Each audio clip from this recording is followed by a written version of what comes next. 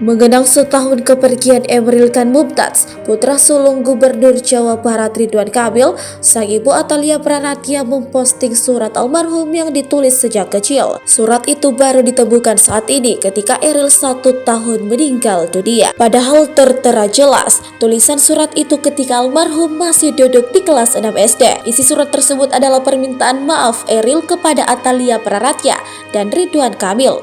Baru menemukan dan melihat surat Eril tersebut setelah sang putra meninggal dunia membuat Atalia Praratia merasa sangat tersentuh.